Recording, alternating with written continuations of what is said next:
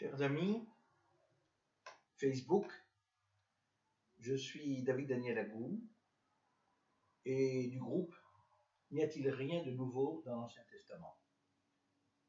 Je vais résumer en quelques mots les diverses conférences que j'ai données dans le passé dans ce groupe.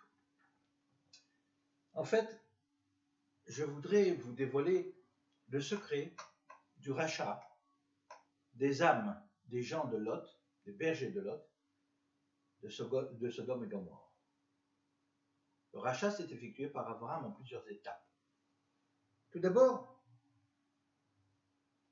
les Babyloniens prétendaient que puisque 10 générations s'étaient passées depuis la création du monde jusqu'au déluge de Noé, et que 10 autres générations s'étaient écoulées depuis le déluge et jusqu'à l'époque d'Abraham, de Nemrod,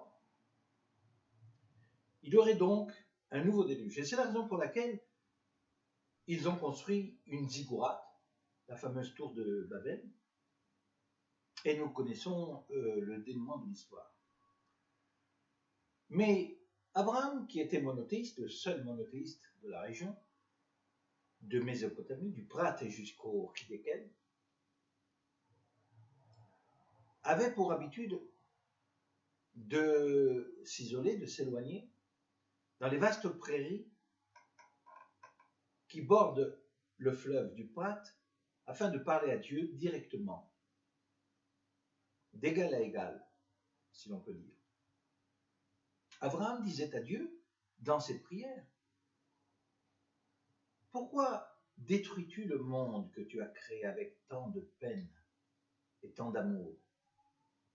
Pourquoi détruire le monde toutes les 10 générations par le Maboul, par les eaux du déluge?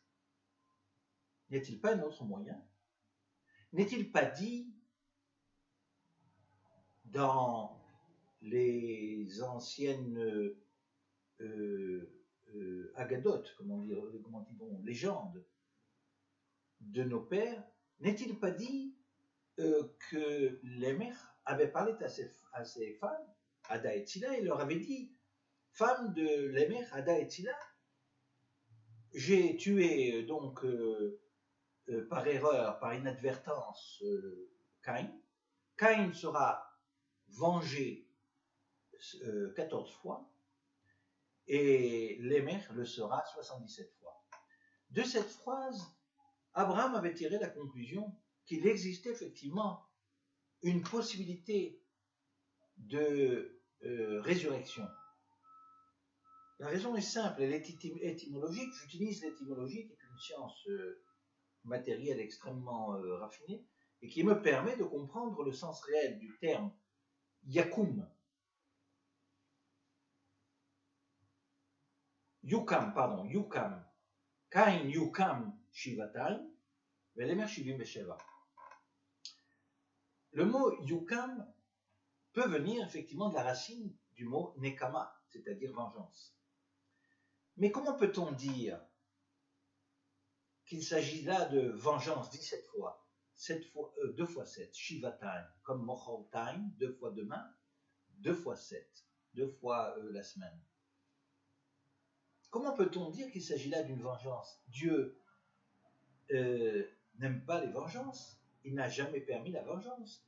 Puisqu'il a créé, ou il a donné l'ordre à Moïse de créer, lorsque les Hébreux sont revenus en Eretz Israël, d'Égypte, il lui a donné l'ordre de créer 6 villes. 3 villes à l'est du Jourdain et 3 villes à l'ouest du Jourdain. Et ces villes étaient destinées à éviter, à annuler, à empêcher la vengeance familiale lorsqu'il y avait eu un crime par inadvertance, ce qui était le cas de Lémech. Donc Dieu n'a jamais permis la nekama, la vengeance. Et donc le terme yukam, le terme sera vengé. Ce n'est pas de vengeance dont il parle, mais c'est plutôt de tkuma. Tkuma, c'est-à-dire résurrection. Caïn sera ressuscité 14 fois et Lémech 77 fois. Voilà la vraie signification de cette phrase Et c'est de là qu'Abraham avait tiré la conclusion qu'au lieu de détruire le monde comme Dieu l'avait fait déjà auparavant, il pouvait faire ressusciter les âmes afin de réparer leurs péchés de leur vie précédente, et autant de fois qu'il le fallait. Abraham en était resté là. Dieu lui dit, Lech lecha, Aeretz, etc., va-t'en au pays de Canaan, le pays que je t'ai promis, etc. Lech lecha, cette opposition, alors qu'il aurait suffi de dire, Lech vers le pays que je t'ai donné, va-t'en. Pourquoi va-t'en? Pourquoi cette opposition entre Lech et Lecha? Elle est subtile. Elle veut dire, va faire ce que je t'ai demandé, ce que tu as demandé de faire. Lech Lecha, va pour ton bien à toi, parce que tu as demandé, tu as réclamé un pays, une terre, pour la nombreuse descendance que je te donnerai. Alors va pour toi. Voilà la vraie signification du terme. Je fais une petite parenthèse, et si le temps nous le permet, j'arriverai aussi au deuxième ordre que Dieu a donné à Abraham, en lui disant, Lech lecha el eretz ha-moria, el har ha-moria, et donne-moi ton fils, ton aimé, ton seul unique fils, Isaac, et monte-le en sacrifice sur mon autel. Là aussi, il est dit Lech lecha, ce qui veut dire, va comme tu l'as dit, va comme tu l'as demandé, parce qu'en fait, et ça, on parlera de ça plus tard, le sacrifice d'Isaac n'était pas un ordre divin, car Dieu a en exergue le principe du sacrifice humain, ou bien de la perte de vie, puisqu'il est dit Shofer dam à Adam, damo ishaper, celui qui verse du sang de l'homme, son sang sera versé. Dieu n'a jamais demandé à Abraham de sacrifier son fils, c'est Abraham qui l'aura promis. Et nous allons le voir, j'avance un petit peu la conférence, enfin j'arrive à son terme, en disant qu'Abraham avait fait le vœu devant Dieu d'immoler ou de sacrifier son fils, son unique fils, celui qu'il aimait, Isaac, face aux milliers d'âmes dont il demandait à Dieu de faire la résurrection des âmes, des gens de Lot, à Sodome et Gomorrhe. Je reviens donc en Mésopotamie. Voilà qu'Abraham arrive en Israël, en pays de Canaan, pardon. Et là, d'autel en autel, il continue à parler à Dieu, il reçoit donc la promesse de la nombreuse descendance, etc.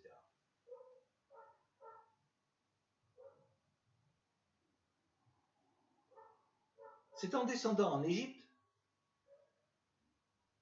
en devenant riche, qu'il perd l'amitié de Lot. Et Lot le quitte dans des circonstances qui ne sont pas très claires.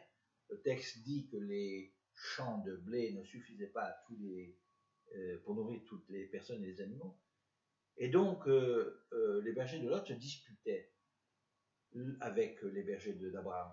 Le Midrash rajoute et dit qu'ils se disputaient parce que les bergers de Lot ne respectaient pas la propriété d'autrui, puisqu'il est dit et le peuple cananéen vivait dans cette région à ce temps-là, etc. Ils ne respectaient pas le bien d'autrui et ils permettaient à leurs moutons de paître dans les champs des Cananéens, ce qui causait de nombreux conflits. En fait, la raison, d'après moi, est simple. Les bergers de Lot n'ont pas accepté de procéder à la Brit Mila de tout leur peuple, comme Abraham l'exigeait. Ils estimaient qu'Abraham outrepassait ses pouvoirs de chef, et c'est pour la raison pour laquelle ils ont choisi de partir avec Lot, qui était beaucoup plus permissif. Et ce fut donc la première scission idéologique, théologique, religieuse à l'intérieur d'un même peuple. Abraham entend dire que son cousin, le fils de son frère Haran, décédé, Lot a été pris en otage par les 4 rois du Nord. Il va donc combattre les 4 rois du Nord par surprise à l'ouest de Damésec, de Damas. Il les rattrape alors qu'il a avec lui 318 combattants de sa tribu, plus apparemment des centaines de combattants chétéens, amis d'Israël, qui s'étaient joints à lui, Aner, Mamré, Eshkol, les chefs de tribus chétéennes. Il libère Lot et le roi de Sodome. Et là, le texte nous donne des indications secrètes concernant l'intention d'Abraham de racheter des âmes de Lot à Sodome et Gomorrhe. Parce que le roi de Sodome était tombé dans un puits d'asphalte, comme il y en a aujourd'hui encore dans la mer Morte, dans la vallée du Jourdain. Il était ressorti complètement noirci. En fait, symboliquement, il représentait les forces du mal, tandis que Abraham représentait les forces du bien. Nous savons très bien que lorsqu'il a sacrifié son fils, ou voulu sacrifier son fils, Dieu lui aurait dit Lo chassarta et bincha, tu ne m'as pas restreint ton fils, tu me l'as accordé. Le mot chassarta, qui veut dire restreint ou enlever ou soustraire, tu ne m'as pas soustrait ton fils, Isaac. Le mot chassarta a la même racine que le mot chasharta. Lo chasharta, tu n'es pas tombé dans les forces de l'obscurité. Et je pourrais même dire que cette racine est également la racine du mot shacharta. Lo shacharta, tu n'as pas oublié la promesse que je t'avais faite. Abraham représente les forces du bien, et le roi de Sodome, très content d'avoir été libéré avec son peuple, lui dit, prends tous les biens que tu veux, mais pas les âmes. En fait, il a pour intention de garder les âmes parmi les forces du mal. Tandis qu'Abraham lui dit, en ce qui concerne les biens, je ne veux pas qu'on dise chez Ehesharta Abraham, c'est-à-dire que tu as enrichi Abraham, recevoir un cadeau quelconque des mains des forces du mal, c'est bien entendu se soumettre à elles. Et donc il dit,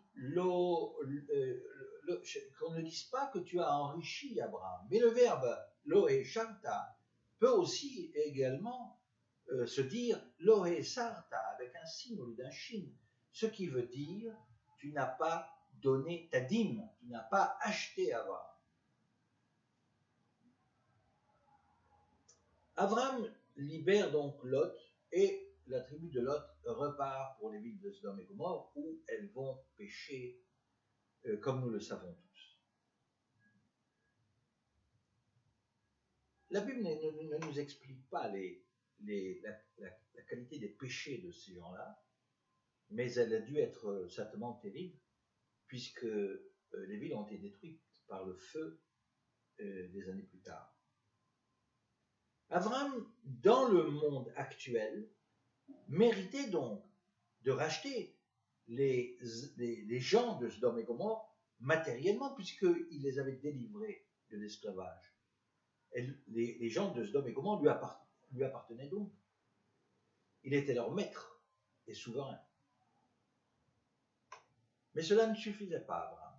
Acquérir les gens de Sodome et Gomorrhe, ça ne veut pas dire acquérir le droit à ressusciter leurs âmes dans les futures vies de ses descendants, de sa descendance. Abraham comprenait très bien ce que cela voulait dire. C'était un réparateur d'âmes. Il ramenait à la croyance monothéiste tous les gens ovdélim, les polythéistes et idolâtres qu'il rencontrait sur son chemin.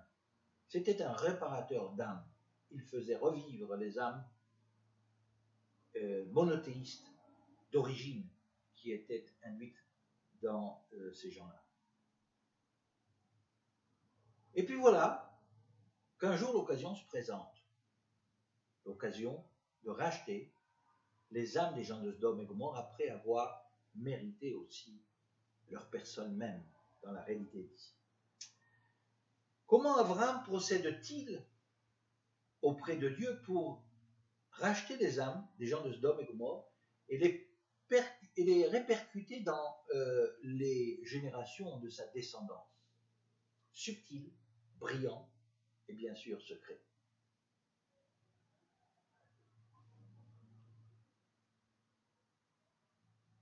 On pourrait se poser la question d'abord de savoir pourquoi Dieu a répondu positivement au vœu de Lot, qui était de sauver la ville de Béla, Lécha, Tsoar, comme vous voulez, alors qu'il avait refusé à Abraham lors de la fameuse négociation des 50 justes, il lui avait refusé de sauver les villes de Sodome et Gomorrhe. Comment le maître s'est-il vu refuser sa demande, sa requête, alors que Lot, en une simple supplication très rapide, avait obtenu grâce auprès de Dieu? Il est évident que l'interprétation nous oblige à réfléchir différemment. Mais il y avait autre chose qui m'indiquait qu'il s'agissait de sauver les âmes des gens de Sodome et Gomorrhe et non pas de les sauver à eux-mêmes, matériellement, dans cette vie-ci. C'était le terme Yechitra. Va, immole ton fils, ou sacrifie-moi ton fils, celui que tu aimes. L'unique fils. Comment l'unique fils? Il avait un autre enfant, c'était Ishmaël. Ishmaël, il avait dit. Si Ishmaël pouvait vivre devant toi, ça suffisait. Il avait un fils. Mais non, Dieu lui demande ton unique fils. Il y a là une contradiction, vous me l'accorderez. En fait, je la résous de la manière suivante.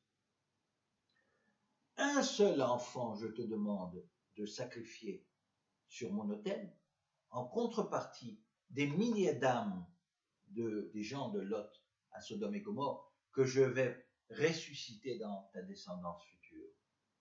Voilà la vraie interprétation qui s'impose au texte biblique. C'est inédit. Ça n'a jamais été dit par les maîtres et les chachamim. Et pourtant, c'est un secret qui est resté enfoui, comme lorsque vous êtes sur le point de départ, sur le pied de départ, et vous voulez cacher votre trésor avant de partir pour 2000 ans de galoute, d'exil. Vous enfouez votre trésor dans la terre, sous le sable, afin de le retrouver un jour. Eh bien voilà, le jour est arrivé. Nous allons vous dévoiler le secret d'Abraham, la résurrection des âmes des gens de Lot, à Sodome et Gomorrhe. L'occasion se présente lorsque 3 anges arrivent devant la tente d'Abraham. Il vient de faire sa circoncision lui-même. Il est en peine, car c'est le jour le plus pénible, le 3e jour. Et il se lève, il s'empresse d'aller préparer à manger. Et là se pose une question, encore une contradiction, qui n'a pas été résolue par les sages, et dont je vais vous proposer la solution. Il pose de la viande et du lait devant les anges pour les faire manger. D'abord, les anges ne mangent pas, ils n'ont pas les mêmes besoins physiques que les humains. Mais, même symboliquement, comment peut-il mélanger le lait et la viande? Rashi, le grand interprétateur de Torah, nous dit, peut-être pour ne pas entrer dans la polémique, et peut-être pour camoufler le trésor qu'il possède, le secret des âmes de Sodome et Gomorrhe, il nous dit que la Torah écrite n'avait pas été donnée, et donc qu'elle n'engageait pas, la loi de la séparation du lait et de la viande n'engageait pas Abraham à cette époque-là. Je vous dis que c'est faux. avec tout le respect que je dois à cet immense interprétateur de Torah, c'est faux.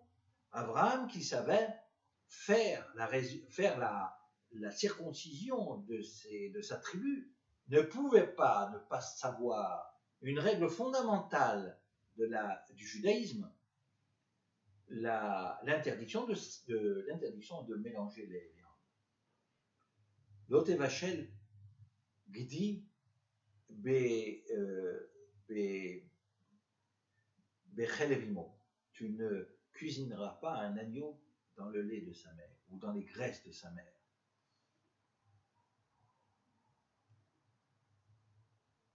En fait, la raison est simple. Abraham pose devant l'ange qui vient lui annoncer la naissance d'Isaac le lait, qui est un symbole de vie, de vitalité, de naissance.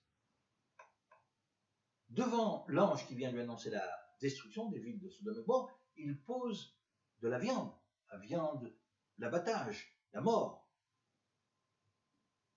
Et devant l'ange qui vient lui annoncer le sauvetage de Lot, son cousin, pour le rassurer, il lui donne du pain de chesed, ce qu'on appelle le pain de grâce. Mais le pain, il s'agit à cette époque-là de matzot, de Pessah, puisque c'était la veille de Pessah. Et pourquoi fait-il cela? Parce qu'il est en train de manipuler les anges pour les dissuader de de remplir leur mission. Il leur dit en ces termes aussi, vous n'avez pas le droit de détruire les villes de Sodome et Gomorrhe. Vous n'avez pas le droit d'exterminer des justes avec des impies. L'ordre que vous avez reçu de Dieu est illégitime, il est illégal. Même du juge suprême, vous n'avez pas le droit d'exécuter cet ordre. Vous voyez la grandeur de ce personnage qui a osé défier l'Éternel à plusieurs reprises. Les anges s'arrêtent et sont confus. Comment le sait-on? Encore une fois, une interprétation étymologique du terme Vayashkifu. Ils regardèrent vers les villes, vers la plaine du Jourdain, vers les villes de Sodome et Gomorrhe. Le terme Vayashkifu est anachronique. Il vient de la racine shekef. Lorsque vous êtes debout dans un ascenseur et que vous avez deux miroirs sur vos deux côtés, vous voyez à l'infini. Vous voyez le shekef, c'est-à-dire votre image à l'infini. C'est ainsi que les anges regardèrent à l'infini l'image des villes de Sodome et Gomorrhe dans les mondes supérieurs afin de savoir si leur ordre de destruction allait effectivement être exécuté ou bien stoppé. Et c'est là que d'une manière inopinée, sans avoir été annoncé comme il se doit d'annoncer un roi, certainement le roi des rois, Dieu apparut. On sent dans la description du texte l'urgence de son apparition. Vais-je cacher à Abraham ce que je vais faire à Sodome et Gomorrhe? Et il sera mon futur serviteur, il respectera et transmettra à sa descendance, etc., etc. Dieu apparaît devant Abraham comme si Abraham l'avait convoqué par sa simple parole. Et Abraham commence une négociation assidue et difficile, celle de sauver les âmes des gens de Sodome et Gomorrhe. Et il dit, s'il y avait 50 justes dans les villes de Sodome et Gomorrhe, les détruirais-tu? Et Dieu répond, il n'y a pas 50 justes. Et ainsi la négociation, comme vous le savez, je ne vais pas revenir là-dessus, descend et atteint le chiffre de 10 minimal, qui est le chiffre d'un minyan. C'est la raison pour laquelle il faut 10 justes pour faire certaines prières importantes dans le quotidien. Arrivé à 10 justes, Abraham dit, mais s'il y avait 10 justes dans les villes de Sodome et Gomorrhe, détruirais-tu les villes? Détruirais-tu les justes avec les impies? N'y a-t-il pas de justice divine? Et Dieu lui dit, il n'y a pas 10 justes. Et c'est ainsi que dans le texte seulement, pas dans le secret, dans le texte apparent, au niveau du pshat, Dieu repart dans les cieux et Abraham rentre dans sa tente.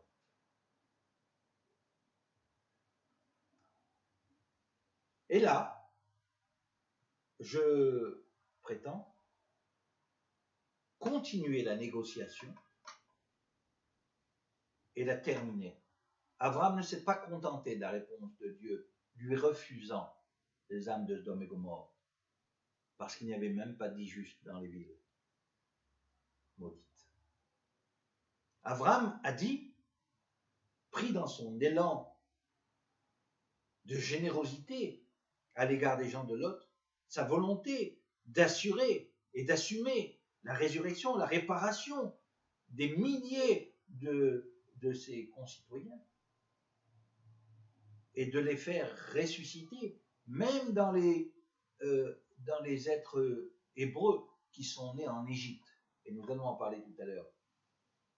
Et même au-delà, jusqu'à aujourd'hui, nous sommes porteurs de gènes des gens de Sodome et Gomorrhe. Je sais que ça vous gêne, mais c'est ça. Nous sommes génétiquement porteurs des bribes de généalogie des pêcheurs de Sodome et Gomorrhe. Et ce n'est pas de poissons dont je parle. Abraham dit à Dieu, « Et si je te sacrifie sur ton autel, sur le mont de Moria, un seul juste, l'enfant dont tu m'as annoncé la naissance, Isaac, me permettrais-tu de ressusciter, de récupérer, de réincarner les âmes des gens de Sodome et Gomorrhe dans ma future descendance que tu m'as promise?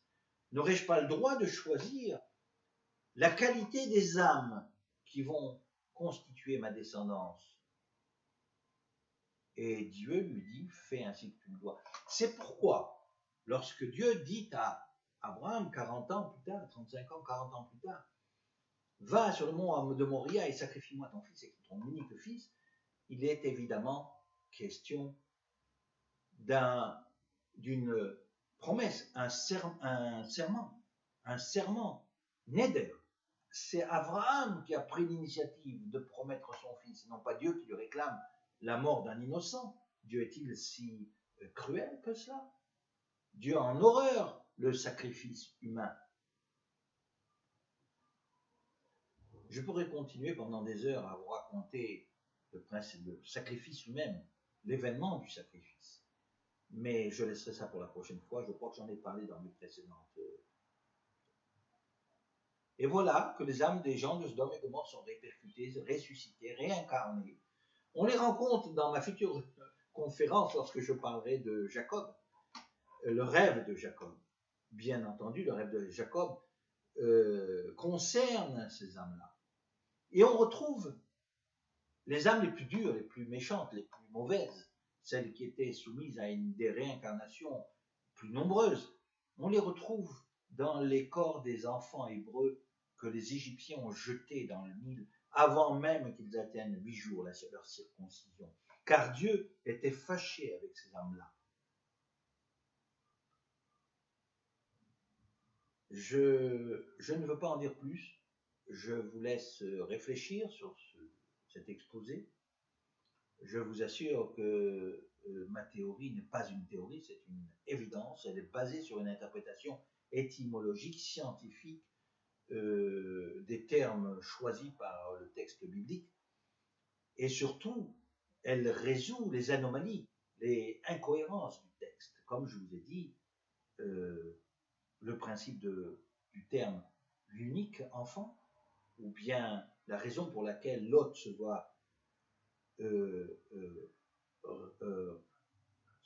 accorder le sauvetage des êtres humains qui se trouvent dans la ville de Béla.